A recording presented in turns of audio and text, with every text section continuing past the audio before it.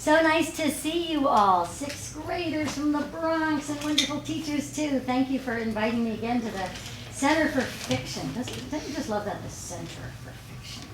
It just feels like really cool to be at the center of anything and to be at the Center for Fiction. That works for me. When I I never know quite where to start, so this is going to be random, but then there'll be time for lots of questions, so we're going to hit all the bases. But when I was in sixth grade, I went to public school. I lived not in New York City, but in New York, and I was just beginning to learn to read. I don't mean literally learn to read, I knew how to read, but I wasn't really a big reader. So some of you are probably big readers, and I used to be in awe of my best friend, because she would read for pleasure, and I had a tough time just getting through all the school books. But later, the more I started reading books that I loved, like in sixth grade I read Charlie and the Chocolate Factory, and I loved it. How many of you have read that book? A lot of you. So suddenly I was like, man, are there other books that are this good? Because I think I've been reading books that hadn't quite spoken to me. And once I sort of fell headfirst into books that I loved, it was so wonderful to realize how much fun reading was. Now, I was always a pretty literary kid. When I was little, what I did was I kept a diary. So where some of my best friends were, reading for pleasure right before they went to bed, I was getting out a journal and writing stuff. And it wasn't particularly grandiose or important. It was just, pizza was for lunch today, and it was really good, and I still have a crush on Michael, and he still hasn't noticed me. It was that kind of thing.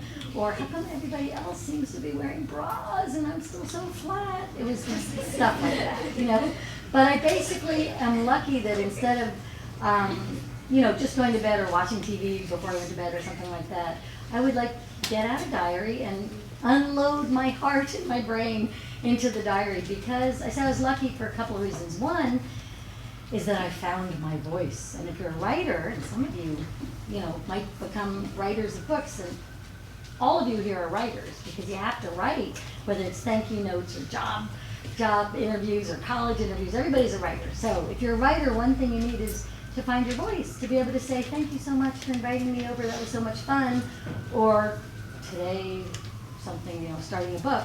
You've got to find your voice. So how many of you keep a journal?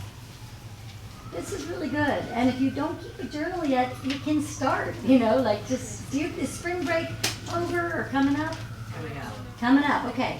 So that's a great time to read books for fun. Maybe just get a blank paper. Also, a journal doesn't have to be some, wait, I think I have it here. Oh, a journal can just be something like this. It doesn't have to be a big expensive thing that you buy in Barnes & Noble, though it can, but just a piece of paper, and you start writing in it. Spring break started today, and then figure out what your next sentence is, and you end up finding out what you're thinking. Sometimes when you actually are in the act of writing is when you discover more about yourself. So, okay, so as you guys have read, where shall we begin? I also write nonfiction. Before I started writing fiction, because I've written 15 books, the book that you have in your hand is my 15th book. And this was my first book. It's called Girl Talk, All the Stuff Your Sister Never Told You. It came out in 1985, and believe it or not, it's still in print, which means if you want to order a copy on Amazon, they would give you one. I say this because most books don't stay in print. It's sort of sad. We write a book, and we're so excited about it, and 5 years later, if you go to the bookstore to get it, they're like, oh, sorry, we don't carry this book anymore. And if you're an author, you're like, no, I wanted it to live forever. And it does if you buy it or if it's in a library. But a lot of books, you put them out, it's like, just say you buy a dress and you love it, and people say, oh, I love that dress. Where'd you get it? And you say, I got it at Macy's or something. Well, 2 years later, it's not going to still be there, right? Books are a little bit like that, too. So if a book sticks around and comes out in Chinese, as this one did, see it says Girl Talk, but it's in Chinese, that makes us authors really happy. It means we sort of nailed it. So I am lucky that this book came out and stayed in print. And then because that book is a book about, is not fiction, because that's a nonfiction book, there was a magazine called Girls Life. I don't know if any of you know this magazine, GL. Do you know that magazine? So I don't know if you know this column, but Dear Carol, if you read Dear Carol, I'm Carol. So I, Carol Weston, the author of AVA XOX, am also the Dear Carol of Girls Life magazine, and I have been since 1994. So in other words, a big part of my life is thinking about sixth grade girls and trying to figure out what they're thinking about and trying to help them with their questions. Today we're mostly going to talk about, writing stuff, but sometimes girls say, my best friend was my best friend in kindergarten until now, and all of a sudden she's making other friends and she's being mean to me, and that kind of thing happens a lot. Or, a boy noticed me and I don't know what to do about it, or, I'm mad at my mom. So if you ask some of those questions, we can even talk about them too. A couple of things I'll just say, since it's sixth grade girls and no boys in the room. A lot of you, we're just going for it here, okay? This is the puberty years, right? So some of your best friends have been there, done that, all grown up, figured it out, know what to do. And others are like, oh, when am I going to start? I was in the when am I going to start school? Sixth grade, I was like, whoa, late bloomer. But here's the great thing, you shouldn't let it mess up your friendships at all, because everybody blooms, right? We're all going to bloom, you're all going to start. And so if somebody got there first, who cares? It's not a race. So don't judge anybody for whether they, are less mature physically. They might be more mature emotionally. And just hang in there with your friendships. Don't be mean. This whole sixth grade mean thing. You guys look like a really nice group of girls. If anybody's mean, that's so lame. Cut it out. And with the boy stuff, take your time, This is not your last chance for romance here. And if some boy you kind of likes you back, that's fine. That doesn't mean you're supposed to be in a big hurry for anything, okay? Take your sweet time. Time is on your side. Okay, so I talked to you about Girl Talk and Dear Carol, Girls Life magazine. My first, suddenly I had to give myself some advice, because I really had wanted to write fiction. I didn't really set out to be an advice giver. I mean, that's been really gratifying, fun for me. It's been important for a lot of girls, because I do give advice at all hours. You write me at carolweston.com. I will give you advice if you ask for it. But I really had to give myself some advice, because I really wanted to write fiction. What's the difference between fiction and nonfiction? Somebody right here. Yes? Nonfiction is something that is based off of a real event or topic. Fiction is the story or article made with not real characters. Exactly. Nonfiction is sort of fact-based and real. And fiction, you get to make it up. You get to decide how many sisters Ava has. As it happens, as you know, Ava has a big sister named Pip. I could have made that a great big family. Ava's mom is pretty nice, but she's not like a warm and fuzzy mom. I could have given her a warm and fuzzy mom. When you're writing fiction, you get to make it up. When it's nonfiction, it's real. So I was writing all this nonfiction stuff, and I was doing well with it. I've been on the Today Show, I've been on Oprah, I've been on Montel Williams. All that nonfiction advice-giving stuff was wonderful, but in my heart, in the center of my heart, I wanted to be at the center for fiction. I wanted to get to make up stories. And those were, like Roald Dahl and Charlie and the Chocolate Factory. I wanted to make them up. So finally I had to give myself some advice. And that was, look, if you want to write fiction, you better start trying, excuse me, to do it. Excuse me. Let me just grab the water. Oh well. Okay. So I had to give myself some advice to give it a try. And even though I'd been lucky enough to go to this fancy university, Yale, and I'd learned a lot there, I had never taken any courses on how to write fiction. So I went to the Y, and I signed right up, and I took a course on how to write fiction. And then I went to a therapist to say, how come, if this is my big dream, I'm not trying harder to write fiction? And the therapist talked to me about my family and all this stuff, and oh my goodness, it was my mom's dream too, but she hadn't written fiction, so I didn't want to maybe write it if she didn't write it. Complicated, but I untied some of those knots, sat down, and wrote fiction. So the first book that came out was The Diary of Melanie Martin. Now I have to say, before it came out, and before Knopf, as a fine publisher, published it, it got so many rejection letters. And one of the letters said, sorry, we like the author, we like the character, but it was a little too special for our market. Like, I gave them 100 pages. It was so hard for me to write, and I did it. And they gave me these little 2 lines. It's a little too special for our market. Well, how many of you think it's good to be special? It's awesome to be special. Every one of you is special. Your job as a sixth grader, as an adolescent, is to figure out in what way you're special and what you have to offer to the world. You know, to enjoy the world, but also figure out what you have to offer back. So I just kept trying, and then it was so great when Knopf said, yeah, we love Melanie Martin, go for it. So I wrote 4 of them. This is one set in Italy, and this is one set in Manhattan. And I brought a few of these for the teachers, so I can give your classes a copy of that book. But then I ended up wanting to write a whole different series, and that's the Ava and the Ava series. So I know you have the 3rd book. Basically, the Ava series, so far, it's 3. Now, I don't even know if I'm all done. It's 3 books. Or if I'm going to keep writing until you guys have daughters of your own, and you'll be like, I heard this lady speak. Now it's Ava, you know, Ava number 10. I'm just not sure yet. Because I have another book coming out next year, but it's not Ava. Okay, the first book is Ava and Pip. Have any of you read the first book? A couple of you read the first book. Ah, that's wonderful. I'm going to read you the first page of the first book of the series. Dear New Diary, you won't believe what I just found out. And by the way, what would happen if I stopped there? You go, well, what did she find out, right? You'd be like, come on, you can't stop there. Well, guess what? We writers are tricky. Our job is to keep you interested. Our job is so that if your dad says dinner, you say, wait, I'll be right there. I just have to find out what you found out, you know? So you can't be boring. You don't want to be boring anyway, but if you're a writer, you can't be boring. Can't do it. It's too much else for people to do. Dear New Diary, you won't believe what I just found out. 5th grade started today, and my homeroom has 3 Emilys, but only 1 Ava. So at dinner I asked Mom and Dad why they named me Ava. Innocent question, right?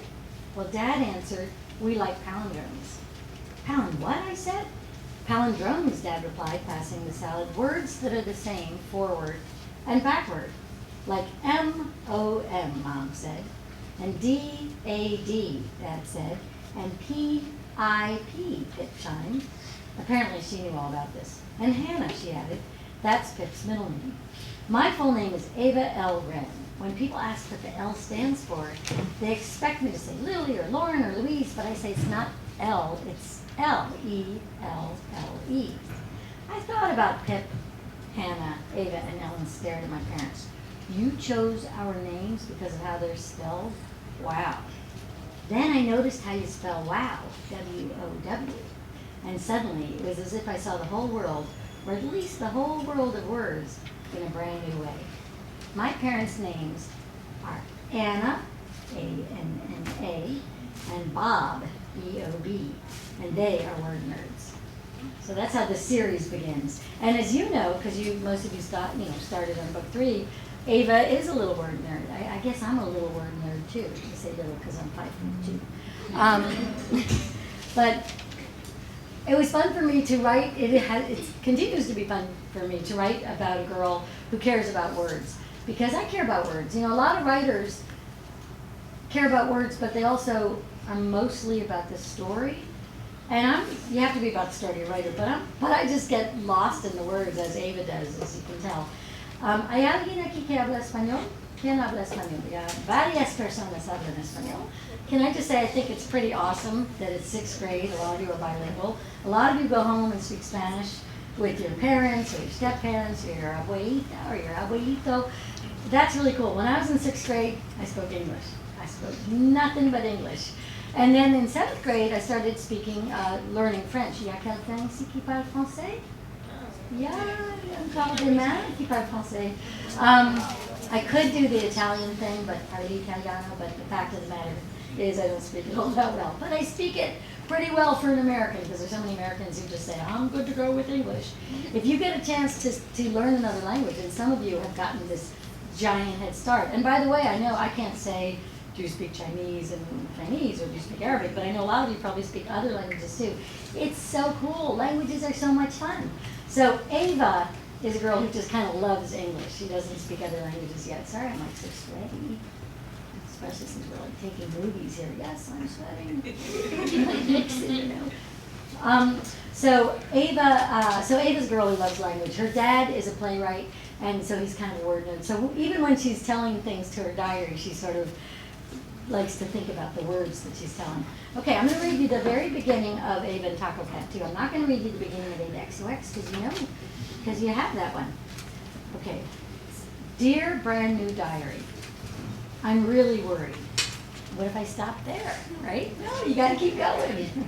Now you can do that too. If your teacher says, write a page about something and it's got to be a made up story, don't be what a fun day today was. Well, that'd be okay. We'd want to know why it was so fun. But if you say today was really boring, yawn. So you got to make your writing good. Dear brand new diary, I'm really worried. At dinner tonight, Mom said that right before closing, a man came into the clinic with an injured cat. He found him shivering in a tree. The cat was scrawny and scared, and his neck had a gash, and his left ear was bitten up. The man got the cat down and took him to the nearest vet, which was Dr. Gross. Poor cat, I said. Is he going to be okay? Pip asked.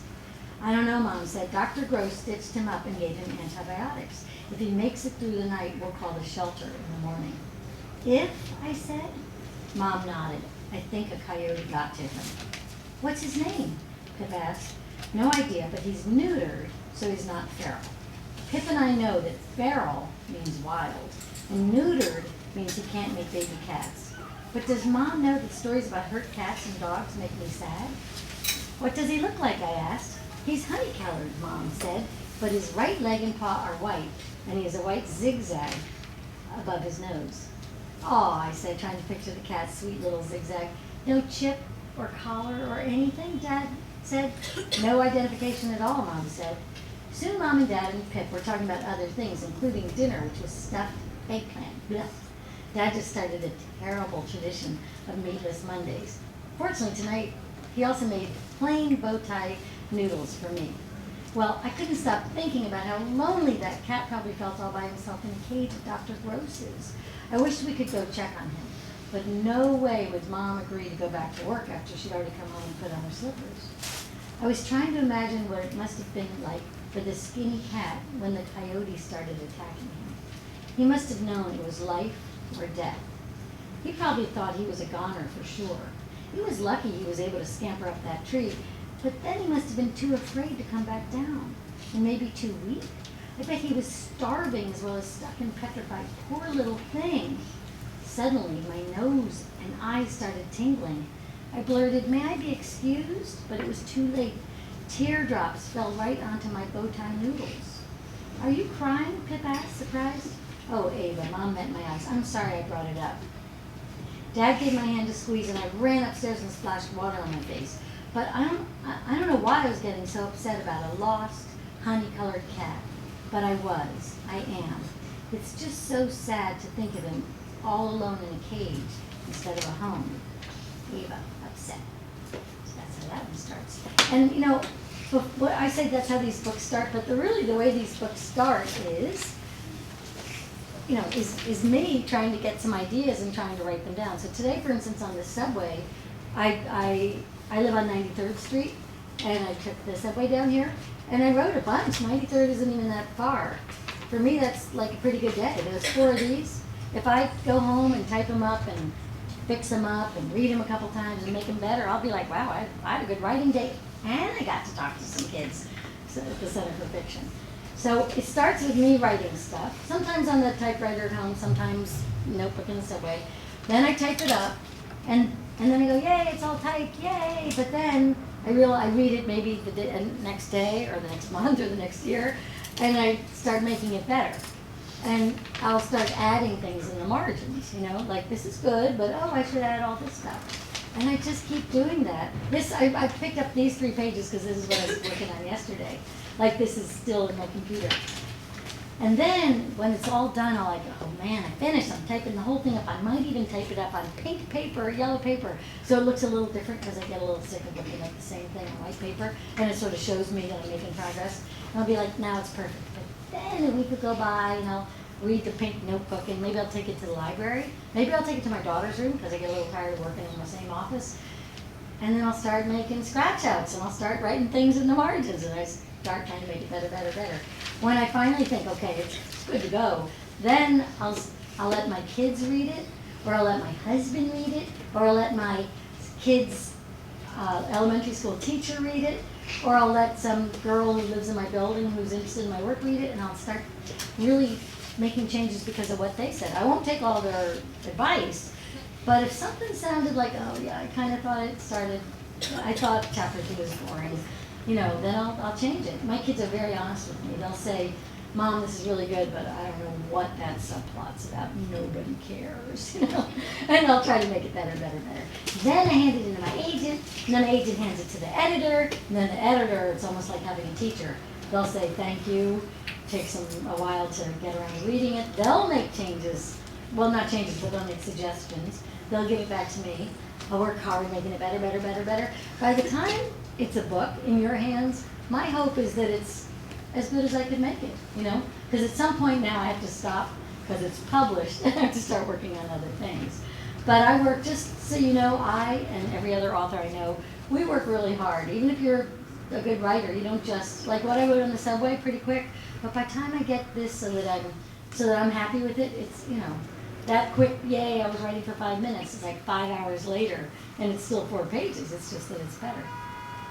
Like the first sentence here was, when my father died, a part of me did too. Well, that's pretty good. I might keep that. But I was writing a scene about when the girl finds out that her father dies. So, do you have some questions? Yes. You're right. Yep. My name is Sabrina Davis, and I want to know what feels you get when you see. Sorry, Sabrina. Tell me the question as loud as you can. I might repeat it, but I want to be sure I hear it. I want to know that feeling that you get when you see children like us read your books.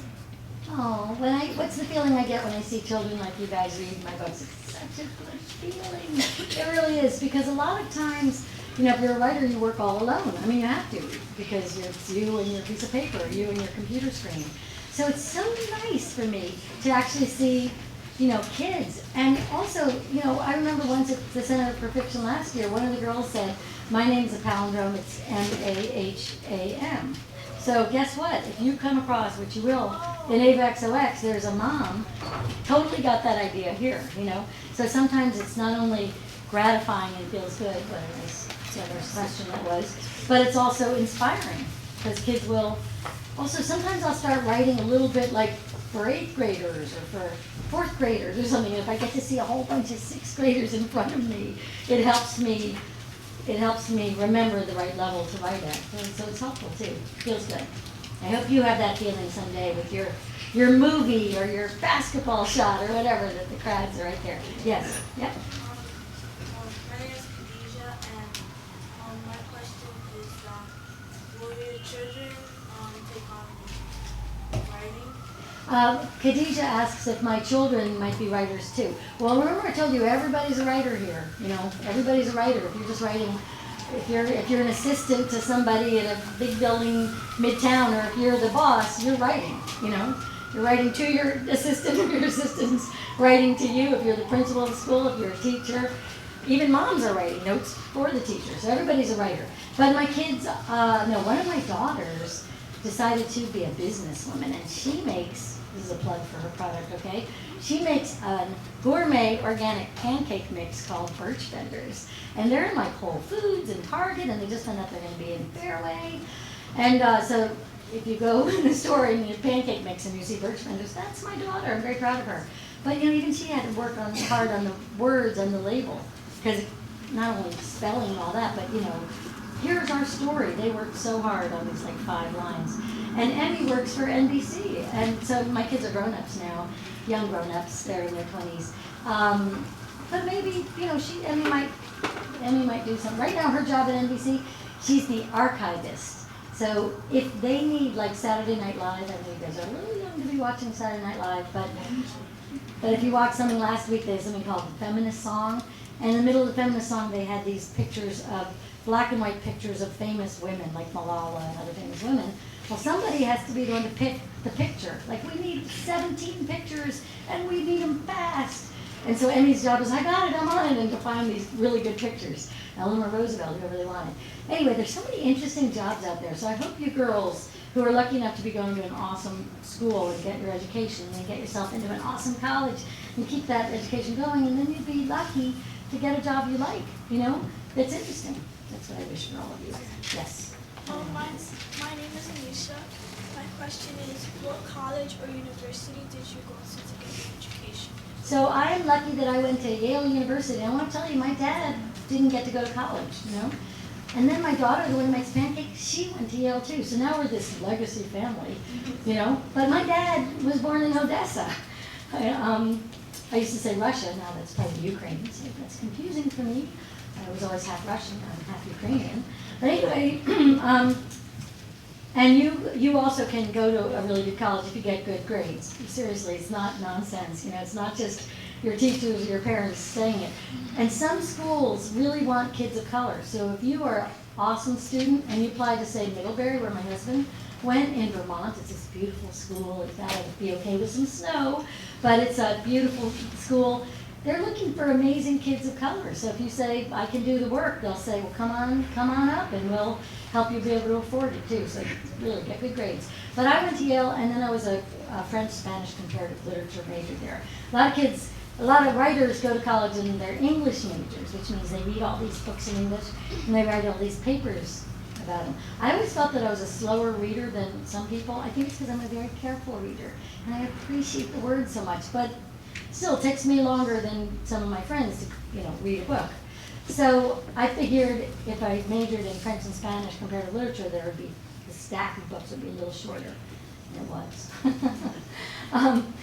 Yes. Well, here, you with glasses, yes. My name is Angelise, and my question to you is, how did the main character Ava start off as? Angelise, is that the name? So, how did Ava begin? I think Ava began because her name was a palindrome. You know, my daughters, their names are Elizabeth, she calls herself Lizzie, and Emmy. And it's E-M-M-E, and it's not Emily or Emma or Emmeline, it's Emmy. So once, when Emmy was your age, I heard her explaining to a friend of ours, he said, what's your name? Kind of like, what's your name, little girl, you know, and she said, it's Emmy. And he just wasn't hearing it. So she said, it's Emmy, it's a palindrome. And she was so little, it was so funny. I think she's a little younger than you guys. And it was just very sort of adorable to me that there was this little kid who had to explain to grown-ups how to spell her name.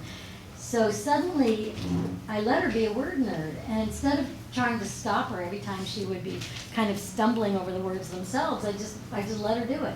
Because if you're a writer and your character is really a little bit odd, but in a fun way, you don't want your character to be plain vanilla. You don't want your character to be boring. You want your character to be a little, you know, kind of be passionate about something. Even Maybelle's, who's such a mathy kid and thinks about the sky and constellations, you know, you want that in fiction. So I think because I was kind of a word nerd too, and always kept diaries, that Ava's probably a little bit of an extension of that.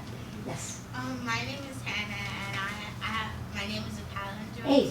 H-A-N-N-A-H. It's the same backwards and forwards, just like Taco Cat, just like kayak and radar and the plan.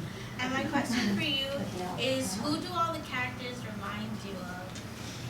Who do all the characters remind you of? Well, okay, remember as Dear Carol, I also get letters from girls. So sometimes I'll get inspired because girls will say, I'm so shy, I can't get myself to talk, and nobody knows how nice I am because I can't get myself to talk. And I write them back and I go, you know, you gotta talk.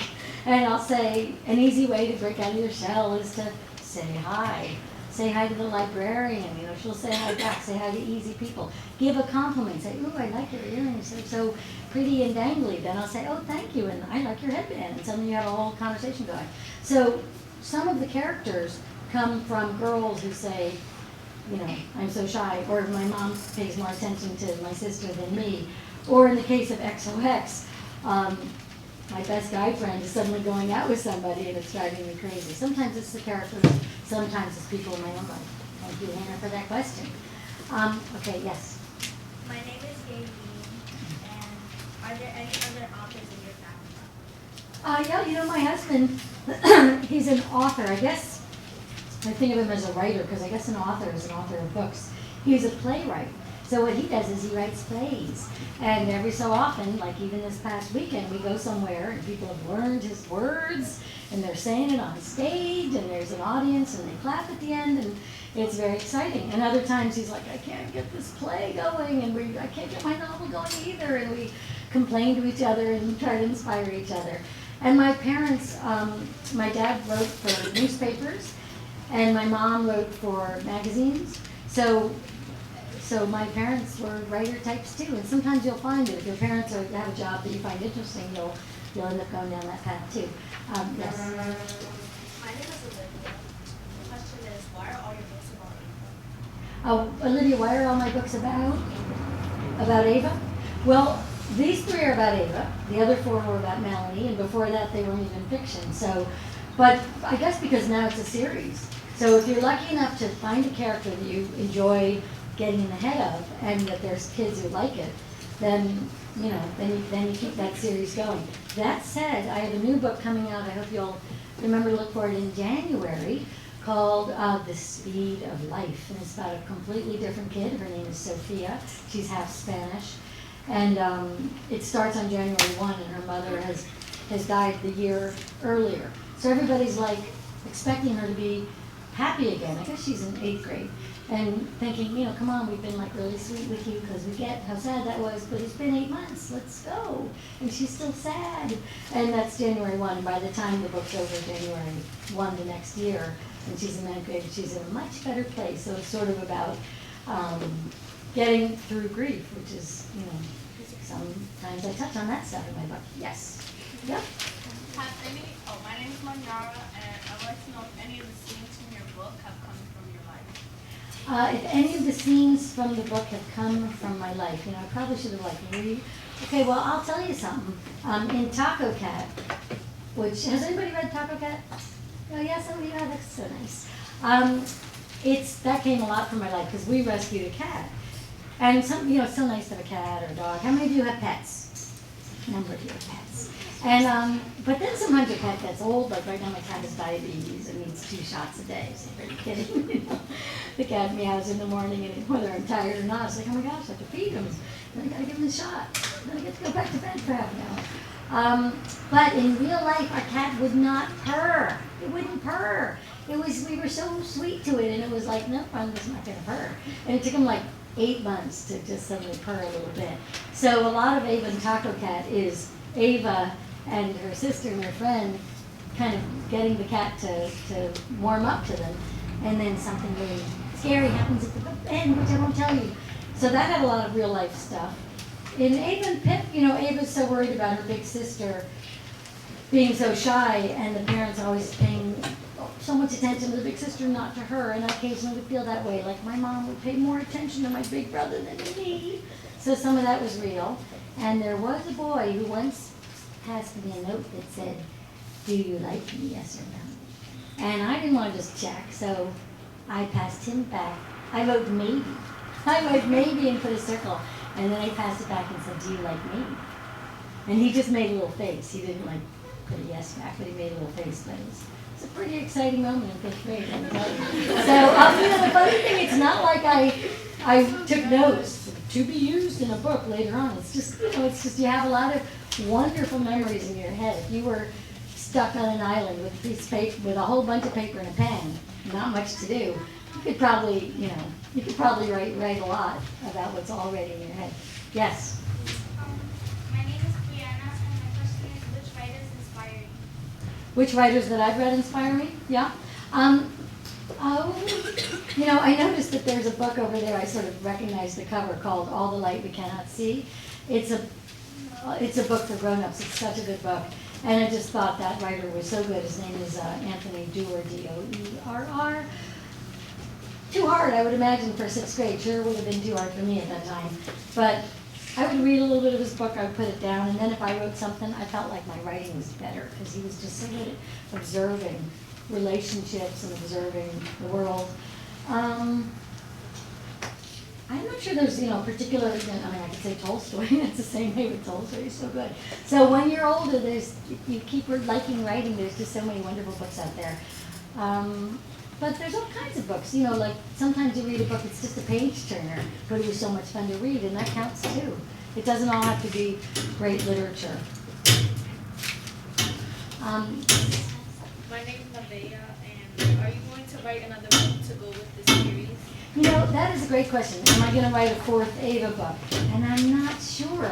I will say, I'm not going to spoil the ending for you, but I kind of left her in a good place. Like, if that's that with the series, and someday, 5 years from now, some sixth grade girl, it stumbles on, the 3 books in the library, reads all 3, she would feel, oh, that's nice how it ended.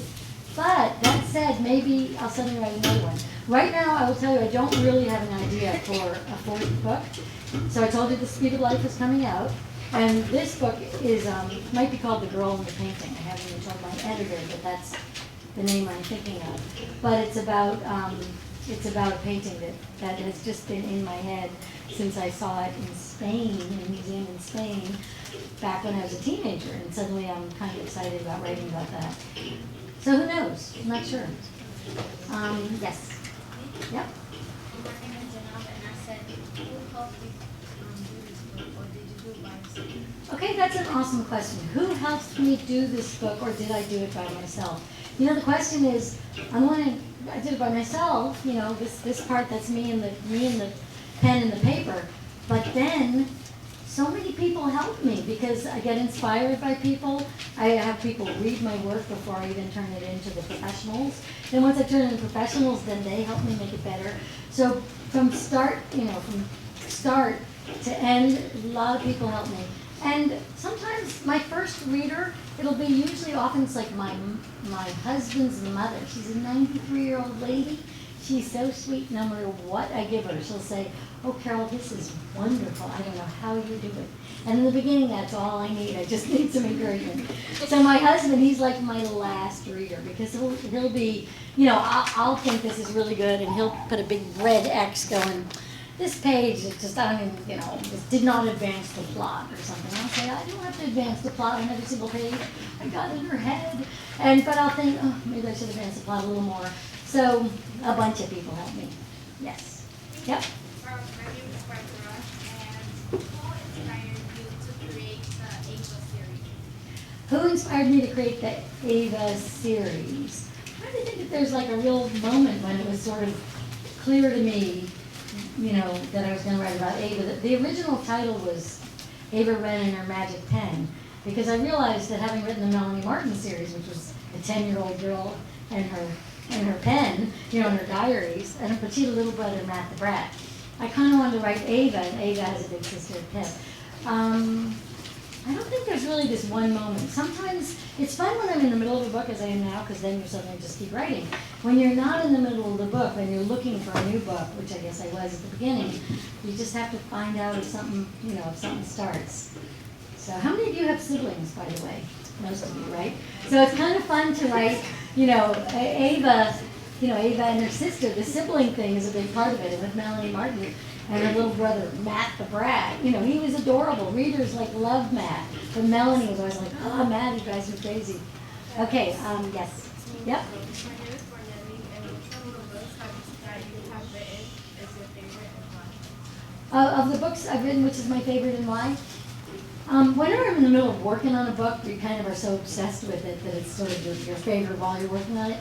But I don't know if I had to pick between the 3 Avas, that would be really hard, come to think of it. So I guess I like all of them. And I really liked The Diary of Melanie Martin, and I really liked Girl Talk because that was my first book, and also because it got published in 12 languages, and I still get mail all the time. I mean, a couple nights ago, daylight savings time, so probably it's happened to you too. It was a little later than it should have been. Like it was 1 o'clock, I was pretty late, but it was really 2 o'clock. You gotta be kidding me. I'm late, it's 2 o'clock, it was terrible. And then suddenly I get a letter from a girl, and she's like, I know it's not a good idea to run away, but I really want to run away. And so now I have to write her back, which I did. So even though Girl Talk has given me a lot of work, it also makes me feel good to be helpful, so that's an important book. And sometimes people say, talking about making a difference, and you can say, wow, how am I really making a difference? One kid, there's so many kids out there. It's really hard to make a difference at large in the world, but when you make a difference for one kid, maybe that kid isn't going to run away. Well, that's a pretty big difference, in my mind, so I stick with it. And now with the fiction, what I like to do is help kids like to read. The way Roald Dahl helped me, he helped turn me into a reader. Some of my favorite fan mail is when somebody writes me and says, I didn't really like to read, but I really liked Ava, and now I read other books too. I'm like, wow, that's pretty cool. You know, I'm glad you liked Ava, but if I turned you into a reader, yay me. Yay, why, yay me. With the flowers. Yeah. My name is Jada, and what made you use palindromes for your title? What made me use palindromes for my title? I guess because it was fun. But I told you when I turned this book in, the name was Ava Wren and a Magic Pen. So I met my editor. We met downtown. He works not too far from here. And he said, you know, really so nice to meet you. Really love your book. So excited to be publishing it. Don't like the title. I'm like, really? It's so cute. Ava Wren and a Magic Pen. It rhymes. And he said, well, our sales force thinks that's a problem. That it's cute and it rhymes. They think if you're going to read a book called Ava Wren and a Magic Pen, you're going to expect it to be like, you know, Harry and the Purple Crayon, or you're going to expect it to be a picture book or a book for younger readers. We think it sounds too young. We want to get those 6th graders excited about Ava, and 5th graders and 7th graders. So we thought of a new title for you, Ava and Pip. And I said, you know what? I like that. I didn't even fight it. I liked that. So we switched to the new title. And then once it was Ava and Pip, then it was clear that we wanted to keep on with Palindrome. So Ava and Taco Cat, and then AVA XOX. And maybe the series is done because, you know, Ava, none. Could be Ava and Dad, but then I have to think of a whole dad story. I don't know. Okay, we only have time for a couple more questions right here in the front row. My name is Annalise, and my question is, did you ever reach a point where you was going to give up? Did I ever reach a point when I was going to give up? Who hasn't reached that point? I hope you haven't reached that point too many times in 6th grade. I don't think I reached that point in 6th grade. But, you know, just a couple years ago, I was having a tough time getting published. And I was thinking to myself, are you kidding me? I've written 12 books, as I said, you know, on Oprah and stuff like that. And The View 3 times. I mean, I had a really lovely resume. And suddenly, the publishing world was saying, no thanks, no thanks. And even with the Ava books, I hate to tell you, but all these publishers said, you know, we think you're awesome, Carol, send us the next thing, but Ava is just a little bit quiet. Like there's no dinosaurs and there's no, you know, light. I mean, I don't write fantasy fiction, I don't read fantasy fiction. So Harry Potter's awesome, but I actually didn't read all of them. I put it down at the end of 3. It's not, I like realistic fiction. So I was getting kind of bummed out about that. But I didn't really give up. I just got frustrated. And then at some point, my old agent and I broke up with each other. I said, you know, you seem to be having a hard time selling this. That's not fun for you. That's not fun for me. But I still believe in this book. So then I sent it to a new agent, and she read it. And she said, this is so much fun. And she sent it to an editor who hadn't read it yet. And he said, this is just great. We're going to publish it. And all of a sudden, it's a series. And all of a sudden, it's like I'm back in business. So sometimes that happens. Don't give up, you guys. Don't give up. Because really, you know, you got to keep knocking on the door. Oh, no. Okay. Yes. My name is Josiah. So the question I have for you is, would you, like, make the same books, but like in Pip's point of view? Would I write the same books in Pip's point of view? Maybe. But it's also possible I would start another series or write a different standalone book. But it's a good idea. Okay, I think we like last question. Way in the back. Yeah. Yep. My name is Crystal. Crystal. And my question is, are any of the books you've written based on your life? I think they're all a little bit based on my life. And you know what? Remember you had the question about giving up? I wrote this picture book that's in the middle of this book. It's called The Cat Who Would Not Purr. It's a little picture book. And I tried to sell it as a picture book and nobody wanted it. And I thought, really? It's such a good picture book. I'm not putting that away forever and ever. So if I have time, I'm going to end by reading this really short little a couple pages, it's like 2 pages. So, but it's pretty funny because instead of there being a picture book in the world called The Cat Who Wouldn't Purr by Carol Weston, there's a picture book, there's a book inside this book, and it's The Cat Who Wouldn't Purr by Ava Wren. And then it becomes a plot twist. So I'm going to read it to you. 2 sisters brought home a cat. At first, the cat was very shy and very scared. For 3 days, he hid in the dark under the sofa. On day 4, he crept out, whiskers first. He found many things he liked to do. He liked to nibble the tops of tulips. He liked to drink water from the faucet. He liked to burrow in brown bags. And he liked to nap by the fireplace. But he would not purr. He liked to smell shoes that came in from outside. He liked to watch movies on TV. He liked to chase string and ping pong balls and laser lights. And he liked to nap on folded clothes warm from the dryer. But he would not purr. He liked to hunt for flies. He liked to sprawl on books. He liked to step on keyboards and type MMMMM and ZZZZZ and JWFQS. And he liked to nap in a corner of the closet by the slippers. But he would not purr. The two sisters began to feel impatient. But they tried to keep the faith and respect their cat's inner nature, because you can't force a cat to do anything, especially purr. One morning, after nibbling and chasing and hunting, the cat found a rhombus of sunshine on the rug. He licked himself, yawned, and tucked in his tail. He put one paw over his eyes and curled up for a cat nap. Did he purr? No, he did not. The younger sister began to brush the cat's fur. She brushed slowly and gently, slowly and gently. After a while, a long, long, long while, she heard a funny, soft sound coming from deep inside the cat. Rumble, rumble, rumble, rumble, rumble, rumble. She motioned for her sister to come over. The older sister tiptoed over and began to pet the cat. She pet his fur slowly and gently, and she heard the same sound coming from deep inside the cat. Rumble, rumble, rumble, rumble, rumble, rumble. The two sisters smiled at each other. The cat stayed in the sunshine and did not scamper off. He let the girls brush him and pet him. He even let them put their ears on his soft fur to listen to his rumble, rumble, rumble, rumble, rumble, rumble, rumble, rumble, rumble, rumble. And he kept right on purring and purring and purring, safe and sound and snug in his brand new home. So I didn't even give up on that. I snuck it into the book and I made some changes to make it sound that it was a girl who wrote it. So now I want to sign your books, and I'm so happy that you each have a book. Thank you very much. You guys were a great audience. The questions were awesome.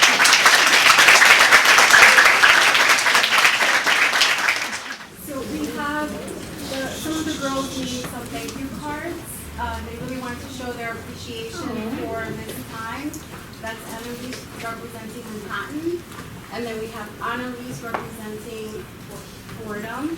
Oh, this is so nice. I And love these. I love colorful thank you notes. In fact, sometimes I take photos of them and I put them on Twitter, or I put them on Facebook. I have an author page if any of you are ever on Facebook. And sometimes I'll put these things and then everyone's like, I love it. Gets all this love out there. These are the And best. Nevaeh's representing NYU. And then we have Kiara representing Oh, Columbia. you guys, these are gonna make me cry. I'll be sitting there in the subway crying. These are so nice. Thank you. I'm gonna have such fun reading these. This is really, really, really sweet, and I really appreciate it, you guys. I know you had fun today, but what you don't know is I really had fun today too. This is just great for me to get to meet all of you and sign books for you, and then I'm so happy to get such a wonderful party favor, all these awesome thank you notes. So many thanks right back at you, okay? And have a great spring break.